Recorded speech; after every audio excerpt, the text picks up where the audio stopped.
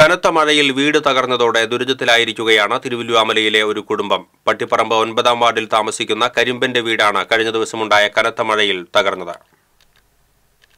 ജീർണാവസ്ഥയിലായിരുന്ന വീട് tarpaulin sheet മേഞ്ഞാണ് മേൽക്കൂര സംരക്ഷിച്ചു വന്നിരുന്നത്. ഇതിനിടയിലാണ് കനത്ത മഴയിൽ അടുക്കള ഭാഗത്തെ മേൽക്കൂര ഉൾപ്പെടെ തകർന്നത്.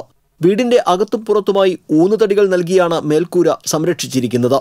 72 വയസ്സുള്ള കരിമ്പനും ഭാര്യ ചെല്ലയും ഇളയ മകനുമാണ് ഈ തകർന്ന വീട്ടിൽ ഇപ്പോൾ അന്തിയുറങ്ങുന്നത്. കൂലിപ്പണിയെടുത്താണ് ഇവർ കഴിയുന്നത്. അസുഖബാധിതനായ കരിമ്പന് ജോലിക്ക് പോകാൻ വയ്യാത്ത അവസ്ഥയാണ്. വീട് ഇടിഞ്ഞു പൊളിഞ്ഞ് കിടപ്പിലാണ്. നമുക്ക് വേറൊരു മാർഗം കാണാനില്ല. അങ്ങനെയാണ് നമ്മുടെ അവസ്ഥ. ഞാനിപ്പോൾ ഒരു ജോലിക്കും ഞാൻ പോകാണ്ടിരിക്കുകയാണ്. സൂക്കറുകാരനാണ്. അതുകൊണ്ട് നമ്മുടെ ഭാര്യ തൊഴിലുറപ്പ് പണിക്ക് പോവാണ്. മകൻ പണിത് അങ്ങനെ ജീവിതം അങ്ങനെ കഴിഞ്ഞു പോകുന്നു.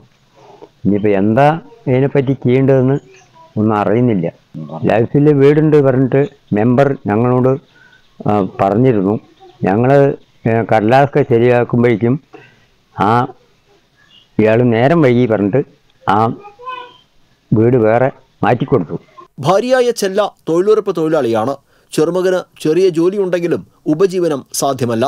2 വർഷം മുൻപ് ലൈഫ് മിഷൻ പദ്ധതിയിൽ ഒരു വീടിനായി അപേക്ഷ സമർപ്പിച്ചിരുന്നുവെങ്കിലും നടപടിക്രമങ്ങൾ വൈകിയതിനാൽ വീട് നഷ്ടമായതായി ഇവർ പറഞ്ഞു. മഴ തകൃതിയായി പെയ്യുമ്പോൾ വീട് തകർന്നാൽ ജീവഹാനി സംഭവിക്കാവുന്ന അവസ്ഥയിലാണ് ഇപ്പോൾ ഈ കുടുംബമുള്ളത്. TCV ചേലക്കര.